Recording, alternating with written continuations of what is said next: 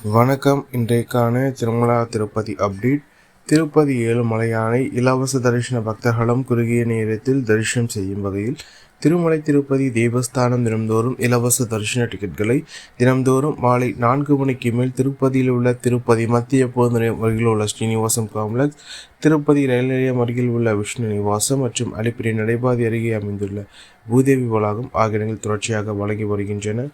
இன்று ஜூலை மாதம் 1ஆம் தேதி செவ்வாய்க்கிழமைக்காக மொத்தமாக 18,000 தரிசன டிக்கெட்டுகளை திருமலை திருப்பதி தேவஸ்தானம் ஒதுக்கீடு செய்திருந்தது. இதில் இன்றைய தினத்திற்கான விடியற் காலை 3 மணி முதல் இரவு 10 மணி வரையிலான புக்கிங் சாட்டுகள் அடங்கும்.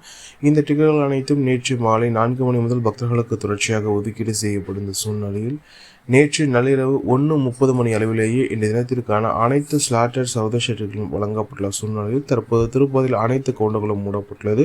அதேபோல் ஸ்ரீவாரிமேட்டு நடைபாதை வழியாக செல்லப்படும் பக்தர்களுக்கான திவிதேஷன் டோக்கன்கள் அலிப்பிரி நடைபாதை அருகே அமைந்துள்ள பூதேவி வளாகத்தில் தினம்தோறும் மாலை 4 மணி முதல் பக்தர்களுக்கு ஒதுக்கீடு செய்யப்பட்டு வருகிறது.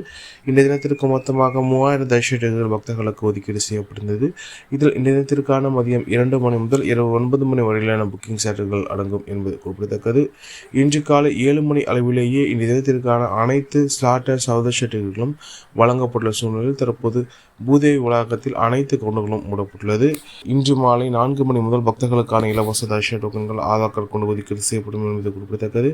இதுபோன்ற திருமலா திருப்பதி செய்திகளை உடனுக்குடன் தெரிந்து கொள்ள நம்ம சேனலை சப்ஸ்கிரைப் செய்து பக்கத்தில் பெல் பட்டனை கிளிக் செய்து ஆரம்பிச்சு இந்த வீடியோ உங்களுக்கு படித்திருந்தால் லைக்ஸும் நீங்கள் செய்கின்ற உழைக்கும் மற்ற திருமலா திருப்பதி பக்தர்களை கொண்டு சிரிக்கின்றது. ஓம் நமோ வெங்கடேசாய.